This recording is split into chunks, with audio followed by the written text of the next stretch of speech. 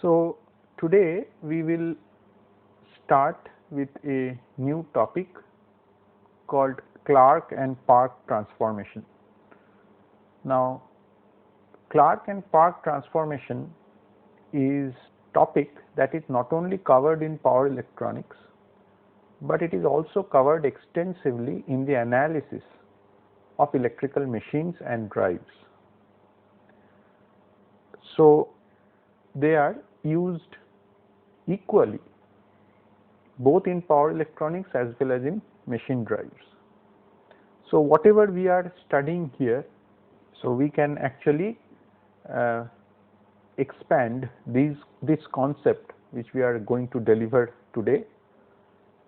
So, this concept is very important and one of the fundamental subjects in machines, power electronics, drives, etc. So, basically Clark and Park transformation is a mathematical tool, it is a mathematical concept. Of course, it has some physical significance and there is also a visualization, but it is basically a mathematical treatment of the variables, for example voltages, currents, and these are very useful. This mathematical treatment is very useful for controller design. Okay. And so, this concept we will use in future for controller development. Okay. So, let us go through this topic and slowly we will understand what is the significance and why do we do this transformation. So, basically the content is Clark and Park transformation, which we will deal in the next few slides. So, we will start with the space vectors. Okay. We have covered it before, but I would like to cover it once more, and so that we have the continuity for this transformation. So, we have seen earlier that the resultant space vector for load, phase, voltage or current, or in fact I can say any variable, any electrical variable, they are defined as, when you have of course a three-phase variable. So, it is defined as something which is shown in the screen, and like this VABC T is 2/3 VA T plus VBT e to the power j 2 pi by 3 plus VCT e to the power j 4 pi by 3.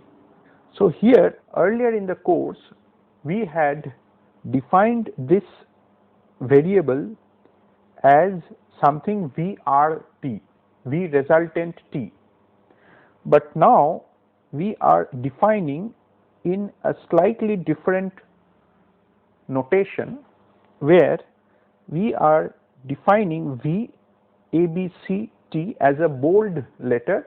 First of all, it is bold letter because it is a vector, that is why we have put it a bold symbol. We have a time variant here, so that means this is a time varying vector. Okay, the magnitude and the position is actually varying, and there is this ABC at the bottom.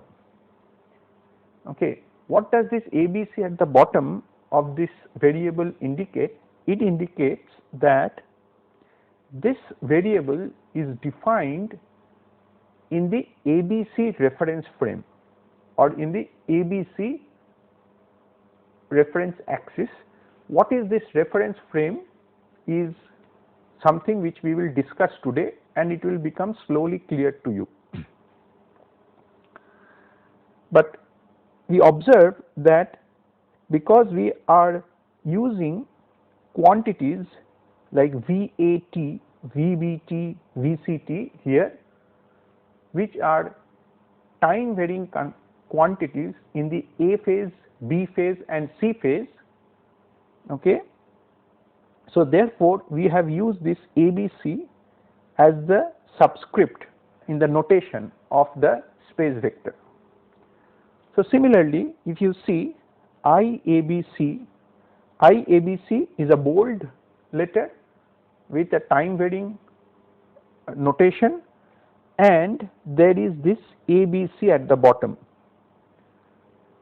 and ABC means that this space vector is defined in the ABC reference frame, which roughly translates to the fact that there are quantities IA, IB, IC with which we are dealing with. Okay. So here you can see this is IAT, IBT and ICT. Okay. So what does, so there is of course a 2/3 also at the beginning, but what does this mean physically? If you want to visualize it, what does it mean? It means that there are 3 stationary axes, and these stationary axes are the A axis, okay, then there is a B axis, and then there is a C axis. Okay.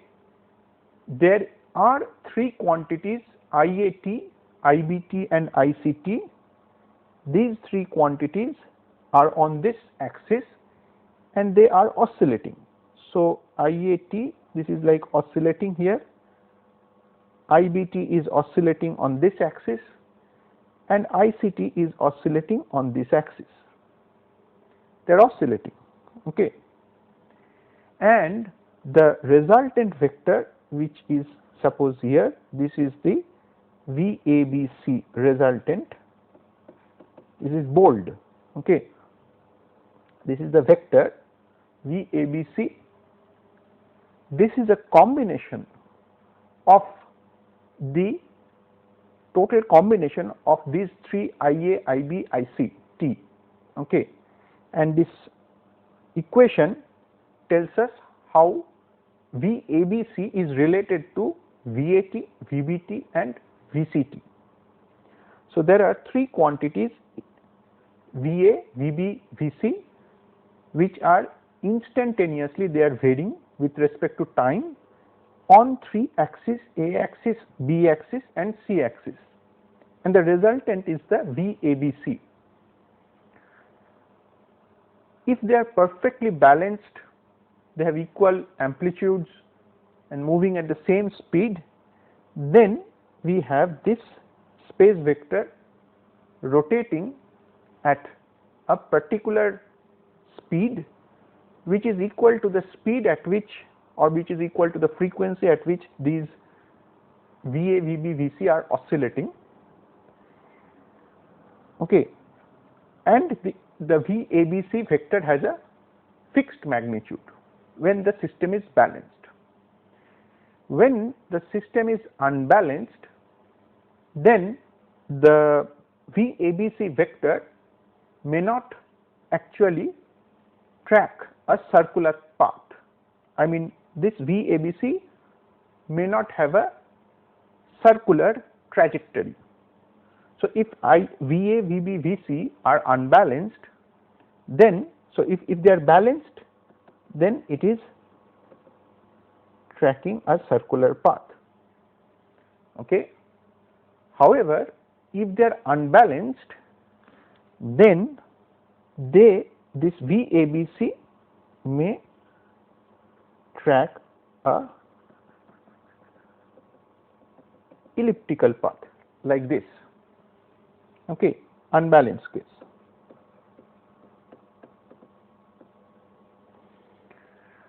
It may be an elliptical thing. In fact, we will see here that in that case, when it is unbalanced, in a more general case of unbalance, it is actually a 3-dimensional plane in which VABC vector will rotate. I will come to that 3-dimensional plane, but we see that in case of a balanced system, this VABC or IABC, whatever you say, both are equally valid. So VABC is tracing a circular path, and in case of an unbalanced system, it may trace an elliptical path.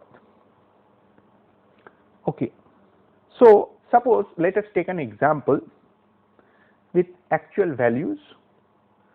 So you have here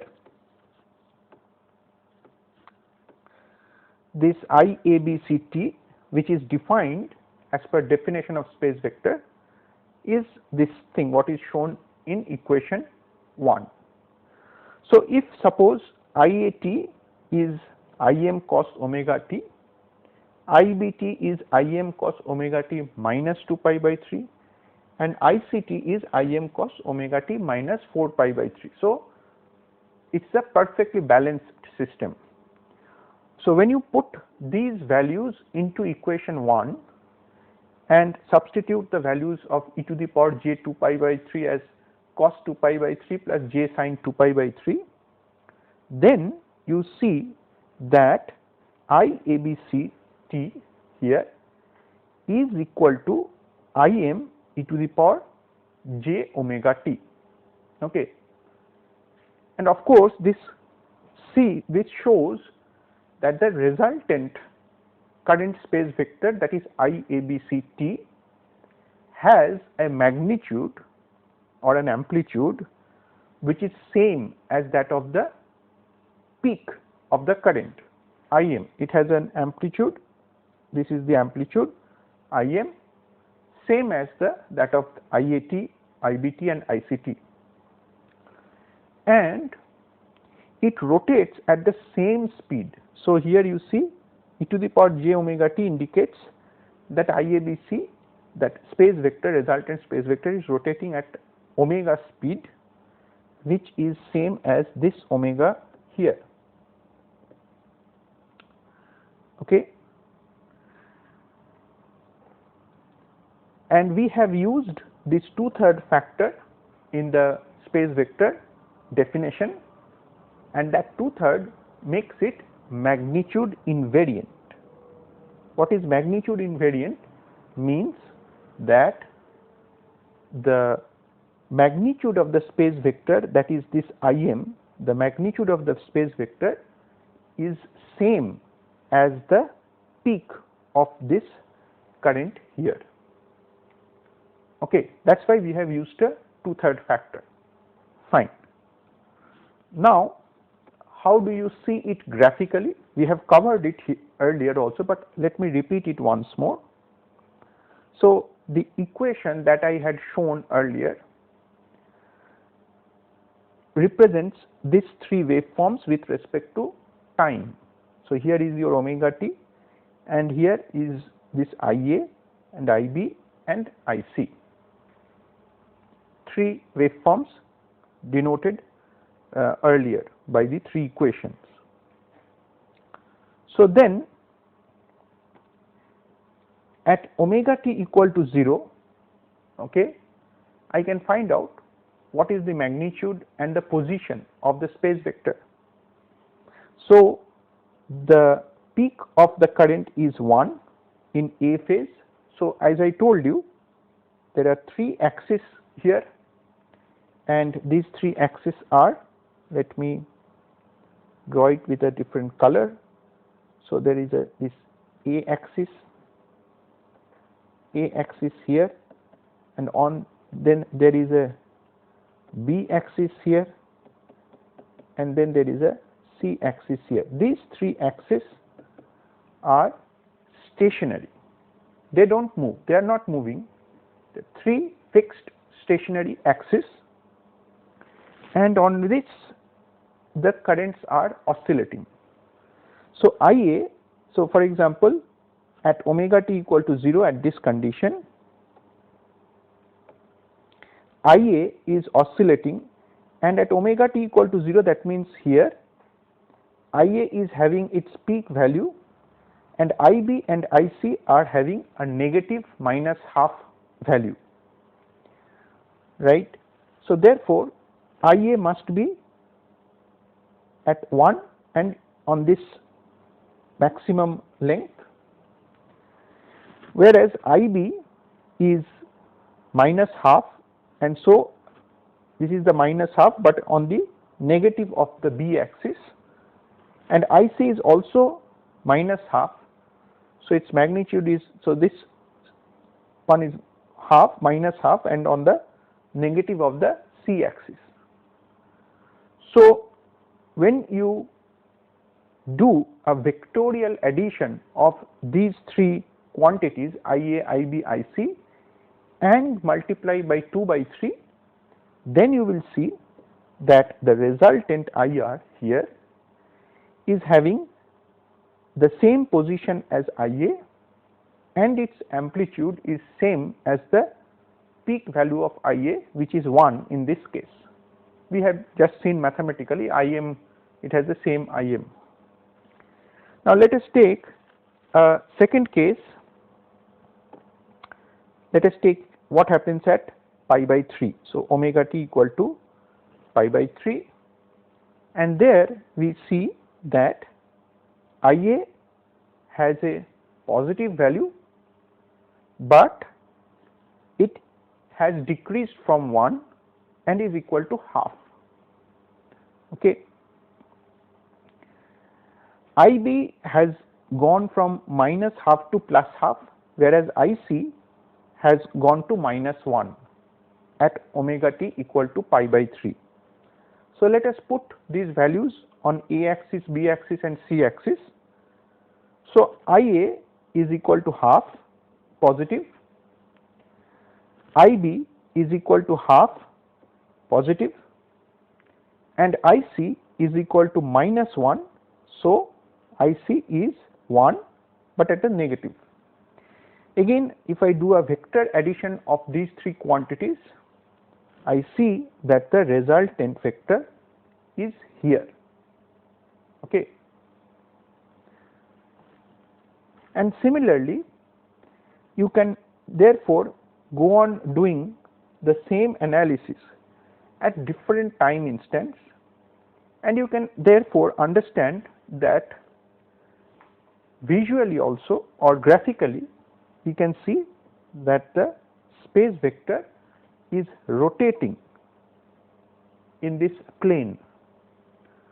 Okay, IA, IB, IC, the space vector is rotating in the plane at a speed equal to omega, which is again same as the frequency in which IA, IB, IC are oscillating. Okay, let us see it a little bit in a slightly different way.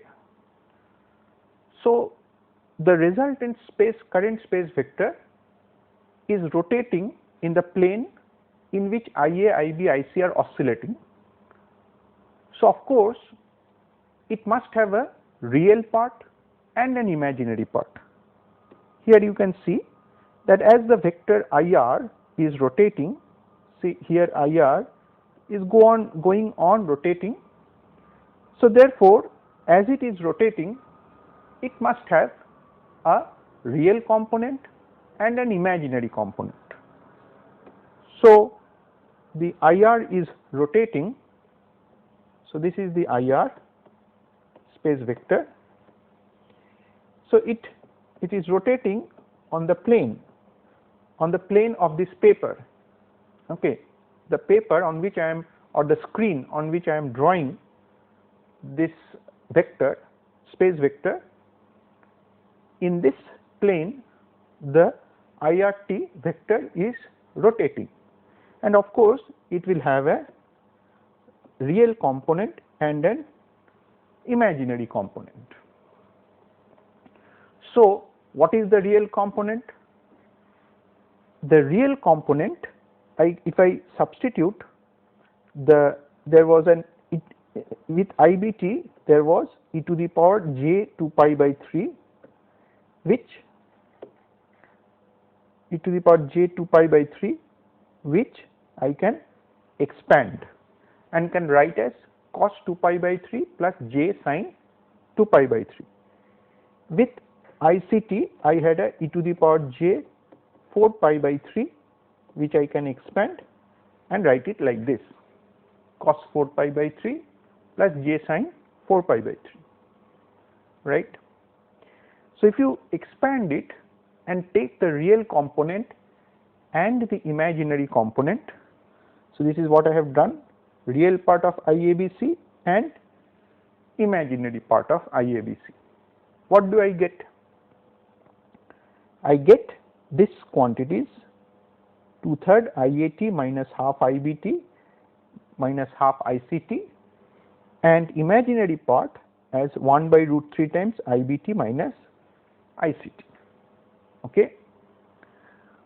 So this is the real part and the imaginary part, and these real and imaginary parts, again they are, so as IRT is rotating, so the projection, so this is the projection on the x axis and y axis, this is changing with time, right. So as IRT is rotating, the projection on the x and y axis will go on changing. In fact, the projection on the x axis and the y axis will vary sinusoidally. So if you are standing, if you are an observer who is standing on the x axis, you will see that this, as the vector is rotating, you will see that the projection here is oscillating. Similarly, if you are an observer here, stationary observer, you are standing on this axis and observing the projection of the rotating vector on that axis, then you will see that there is a oscillation happening. Okay. Now in Clark and Park transformation, we give this projection on the x and y axis the name I alpha t and I beta t. So which means that now we will not write it at x and y axis, rather we will write it as alpha axis and beta axis. Okay. So these are two stationary axes. Okay.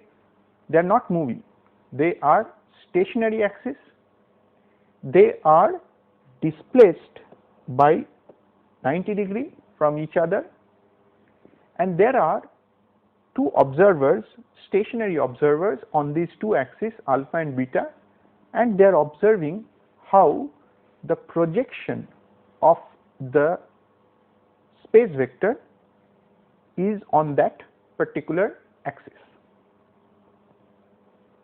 Okay. And so the projection is given as this I alpha t, I beta t, they are time varying. So that is why the t, you have to note, it is a t and it is a projection. So here you can see that this is a vector, so it is a bold, this one is vector, it is bold.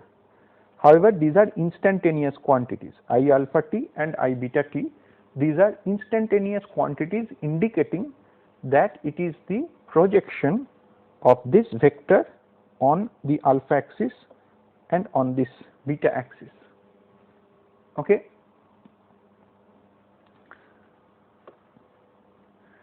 Now for a general unbalanced system, so far we have been saying that it's all a balanced case.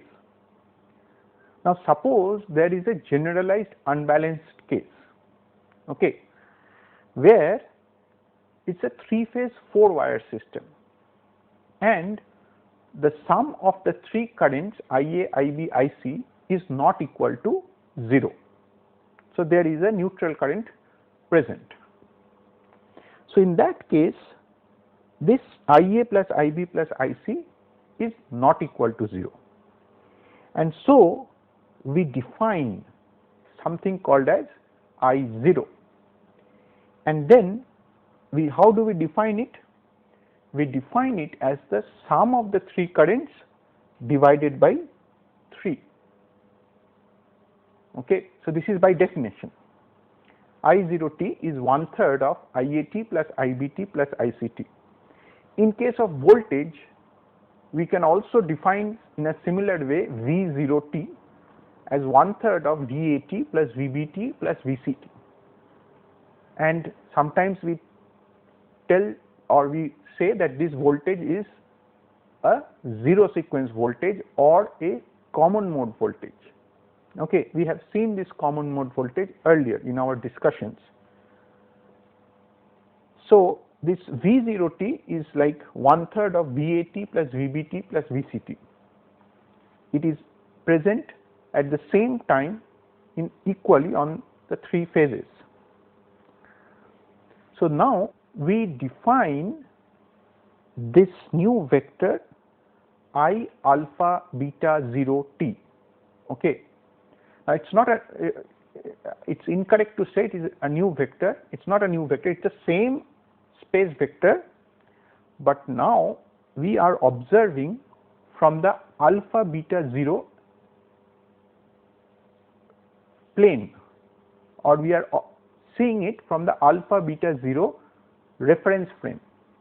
Okay, or I should say that we are observing the same vector I, the space vector, from the alpha beta 0 plane. Okay, I will talk about this alpha beta 0 plane in a few minutes. Okay, but now you see the space vector. Earlier I was defining the space vector as something like this with bold. This is all bold. So I was looking the space vector from ABC axis. So that's why I use the notation of IABC t.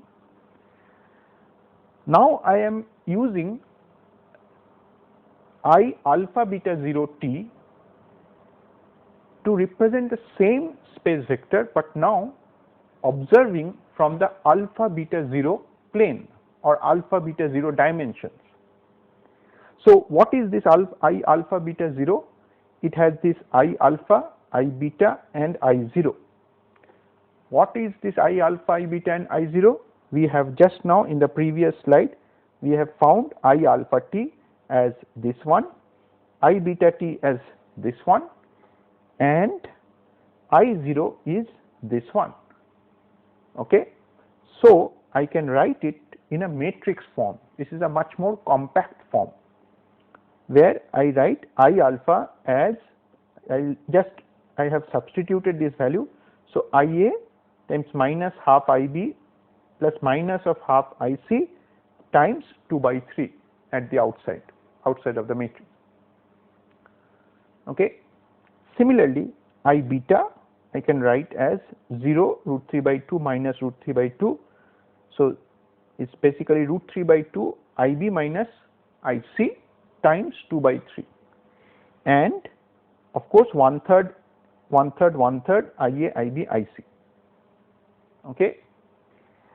So this matrix is called this matrix is basically transforming an ABC variable into an alpha beta 0 variable, and this matrix is called the Clark's transformation matrix, which we see TC. Okay, TC. So TC is this matrix here. Okay, Clark's transformation matrix. This is equal to TC. T Clark. So I have used TC here. Okay. So TC transforms any ABC variable into alpha beta 0 variable, which means that a space vector observed from the ABC reference frame or from the ABC plane is transformed to a space vector observed in the from the alpha beta 0 plane. Okay. So this is what the Clark's transformation matrix does. So I can write it here, I alpha beta 0 I is equal to TC times I ABC t. Of course, you can do the inverse of it.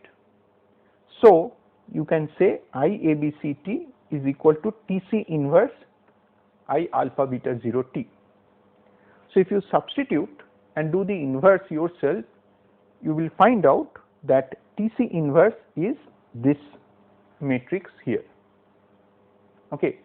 So with these two matrix TC and TC inverse, you can transform any space vector from ABC to alpha beta 0 plane or alpha beta 0 to ABC plane. Okay. So this is the matrix which connects them.